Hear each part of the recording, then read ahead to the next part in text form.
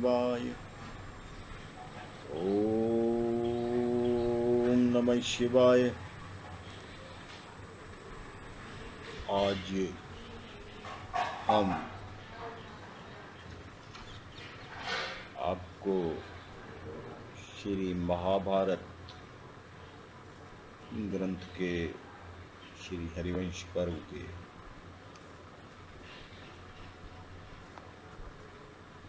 द्वात्रिंशो अध्याय का श्लोक संख्या 9 और 10 और 11, 12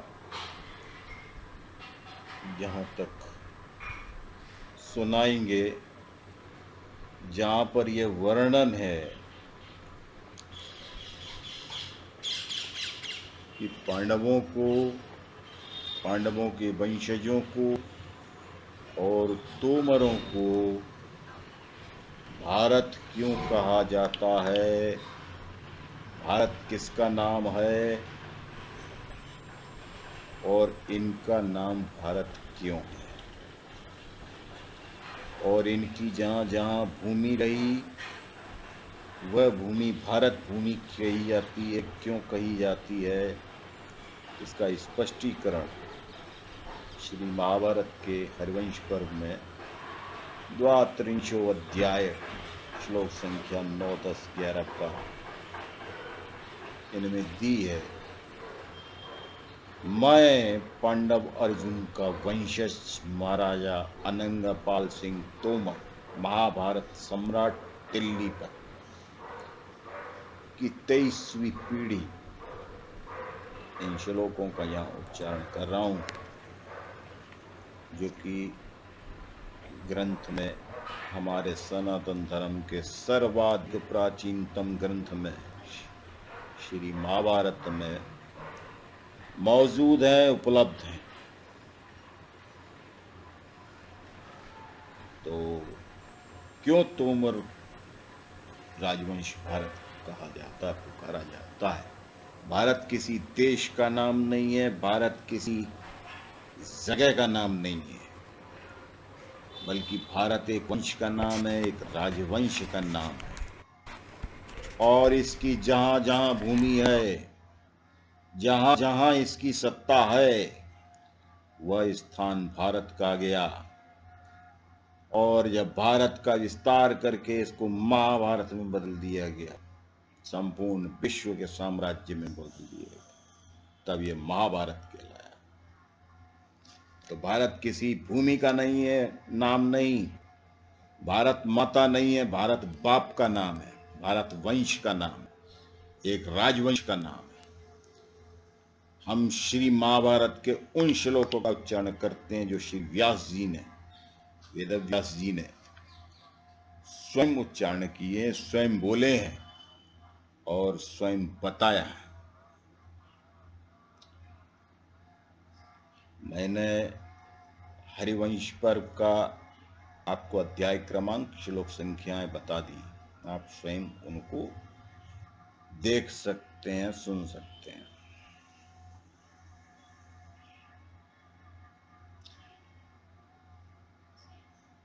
दुष्यन्तस्य तु दायादो भरतो नाम वीर्यवान स सर्वदमनो नाम नागायुत बलो महान। दुष्यंत के पुत्र का नाम भरत था, वे बड़े पराक्रमी थे, सबका दमन करने के कारण उनका दूसरा नाम सर्वदमन भी था। महान वीर भरत में 10,000 हाथियों का बल था। चक्रवर्ती सुतो यज्ञे दुष्यन्तस्य महात्मनः शकुन्तलायां भरतो यस्य नाम्ना इस्त भारता। महात्मा दुष्यंत के वीर्य और शकुंतला के गर्भ से चक्रवर्ती भरत पुत्र रूप में उत्पन्न हुए थे, जिनके नाम पर तुम लोग हे जन्मेजय, हे पराक्रमी पांडव पुत्र, पांडव वंशी, चंद्रवंशी महाराज, इस विश्व के अधिपति जन्मेजय, तुम लोग भारत कहलाते हो, भारत कहे पुकारे जाते हो। इस श्लोक का मैं पुनः उच्चारण कर रहा हूं। चक्रवर्ती सुतो यज्ञे दुष्यन्तस्य महात्मनः, शकुन्तलायां भरतो यस्य नाम्ना स्थ भारताः। महात्मा दुष्यंत के वीर और शकुंतला के गर्भ से चक्रवर्ती भरत पुत्र के रूप में उत्पन्न हुए थे, जिनके नाम पर हे जन्मेजय, हे पांडव, हे पांडव वंशी, तुम और तुम्हारा वंश, तुम लोग भारत कहलाते हो, भारत कहे और पुकारे जाते हो। दुष्यंतम प्रत राजानां वाचा शरीरनि, माता वस्त्रा पितु पुत्रो येन जात स एव सः।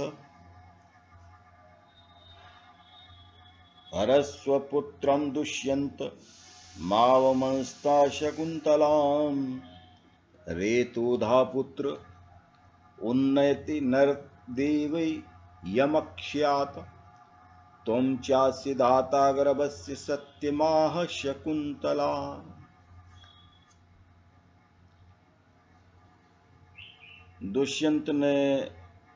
दुष्यंत की नगरी यहाँ पर मुरैना जिला में गढ़ के नाम से एक गांव है। तो उस गढ़ गांव में, या गड़ा गांव कहते हैं उसी, या गढ़ी भी बोलते हैं, वहाँ पर बहुत विशाल परकोटा कोट किले का महाराजा दुष्यंत का यहाँ पर अन्वेषण में पाया गया। खजाना भी कुछ लोगों को मिला, बहुत सी वहाँ पे मुद्राएं, स्वर्ण मुद्राएं और रजत मुद्राएं लोगों को मिली हैं। उसके बाद में उसकी खुदाई की गई तो वहाँ बहुत लंबे चौड़े परकोटे मिले। वो दुष्यंत की नगरी वहाँ पर जो है, या चंबल घाटी में वो पाई गई। गड़ा गांव, गुड़ा गांव है, सही नाम उसका गुड़ा गांव। तो दुष्यंत ने तपोवन में जाकर शकुंतला के साथ गांधर्व विवाह किया था और अपनी राजधानी को लौटकर उसके विषय में किसी को कुछ बताया नहीं था। जब शकुंतला भरत को लेकर दुष्यंत के यहाँ गई, भरत का जब जन्म हो गया तो अपने पुत्र को साथ में लेकर महाराजा दुष्यंत के यहाँ पर पहुंची। तब वे उसे पहचानने में भूल करने लगे।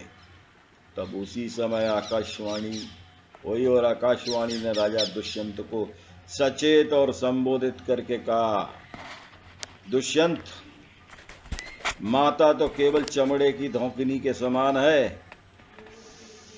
पुत्र पर अधिकार तो पिता का ही है।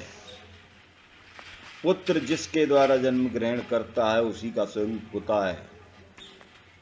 तुम इस पुत्र का पालन पोषण करो, शकुंतला का अपमान मत करो।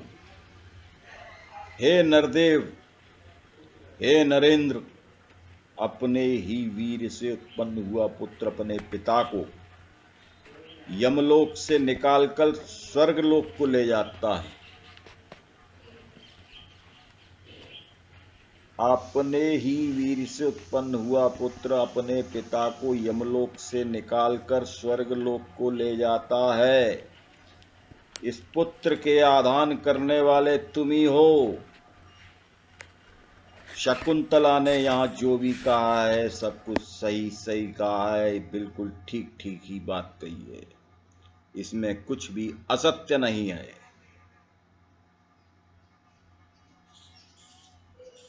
ये श्लोक है श्री महाभारत में। यहाँ पे पांडवों को या महाराजा भरत के जो वंशज हैं, दुष्यंत के, शकुंतला के पुत्र भरत हुए।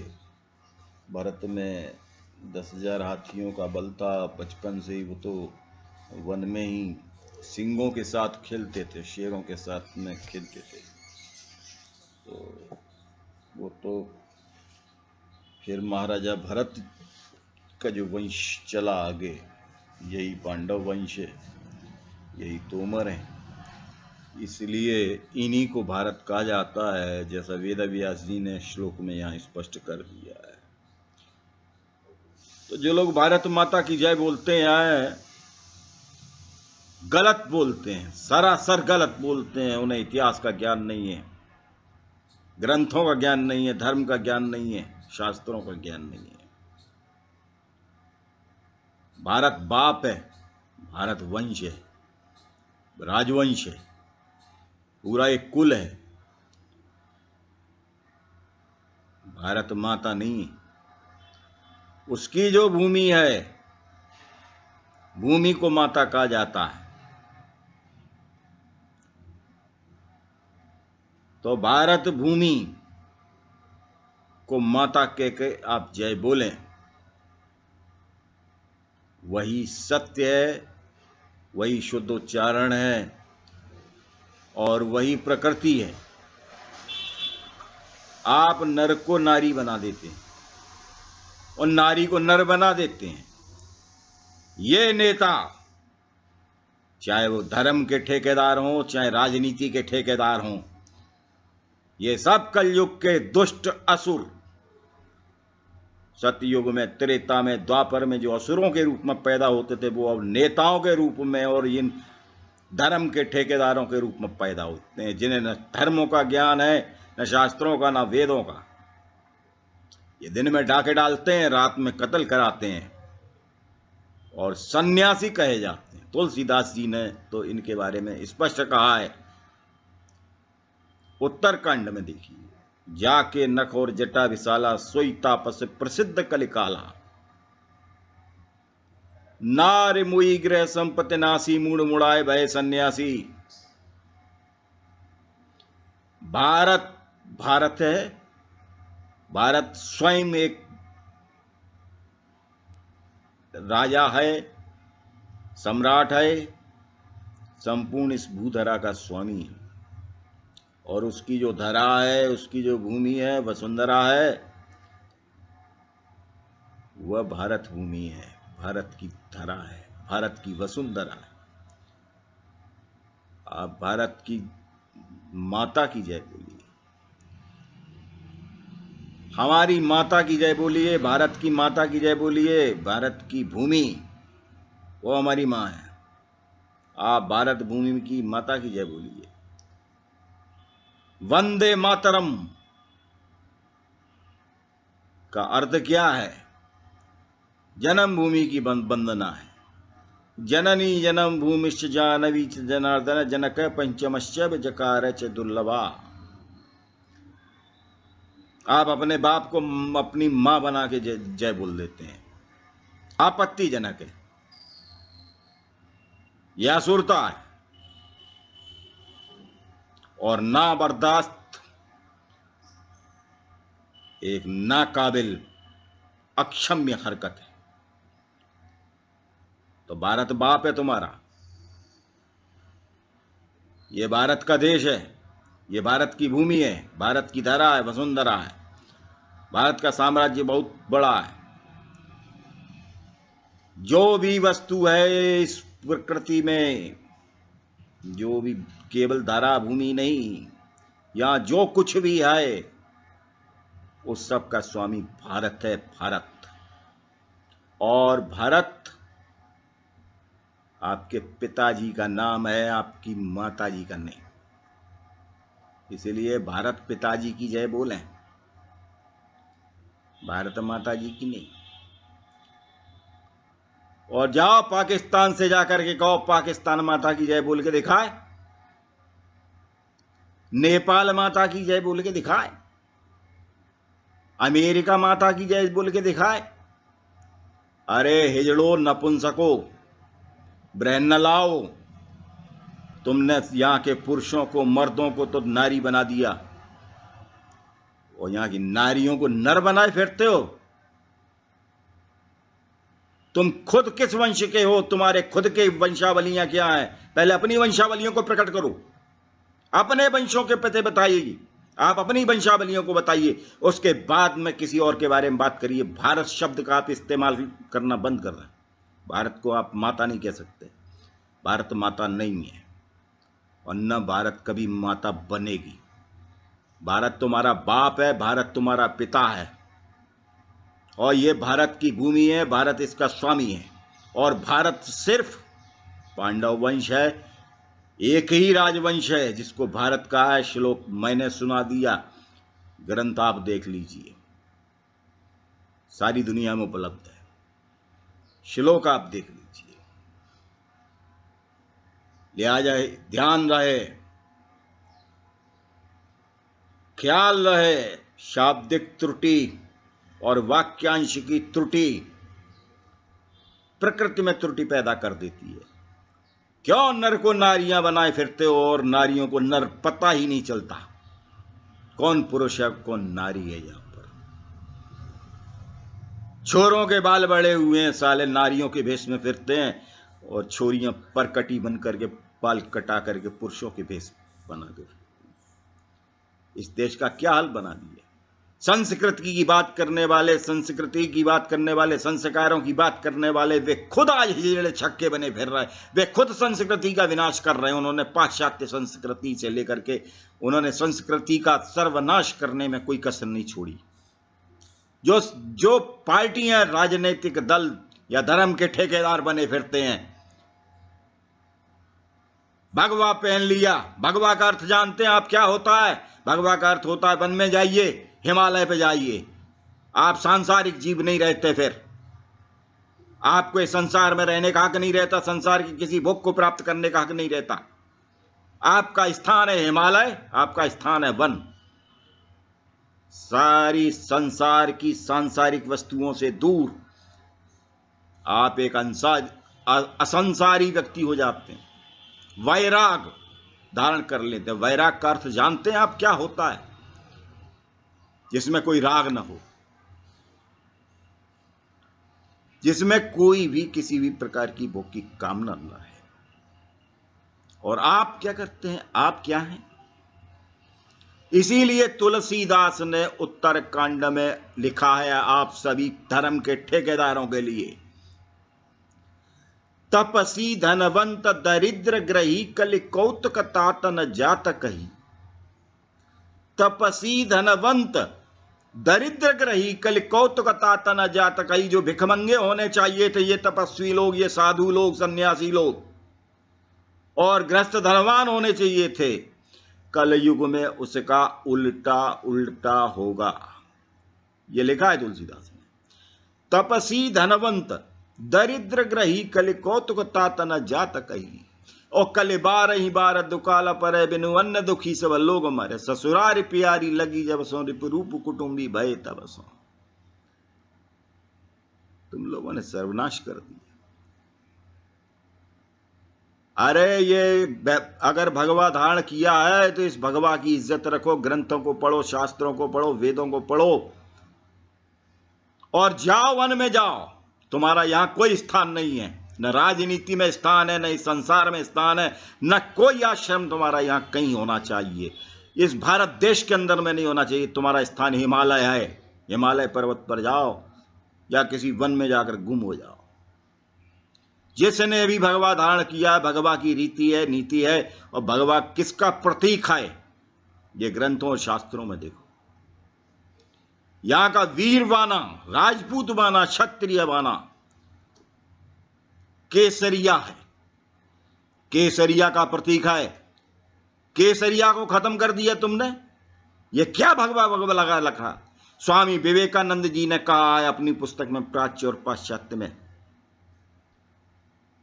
कि भारत देश का सर्वनाश उस दिन होने वाला था भारत देश का सर्वनाश उस वक्त हो रहा था जब सब लोग बुद्ध के पीछे चल पड़े थे, सब लोग सन्यासी बनने लगे थे, सब लोग वैरागी बनकर के उसके पीछे चल पड़े थे।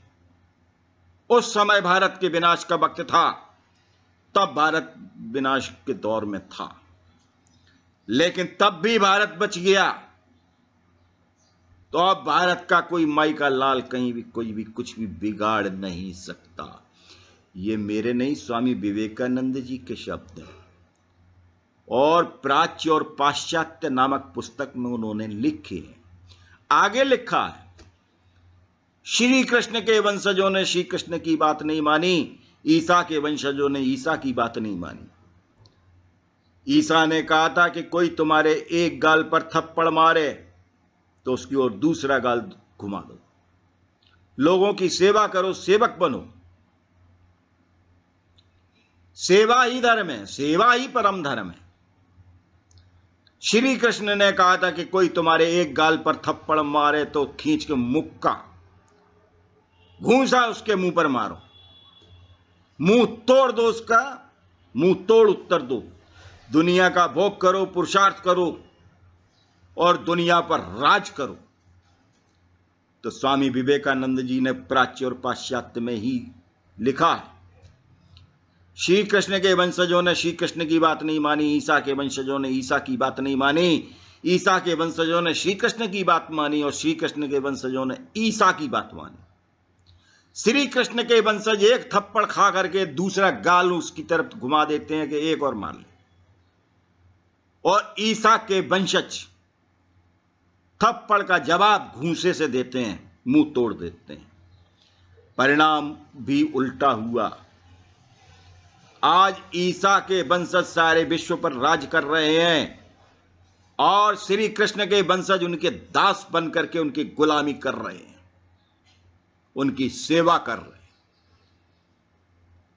जय श्री कृष्ण, जय जय श्री राधे।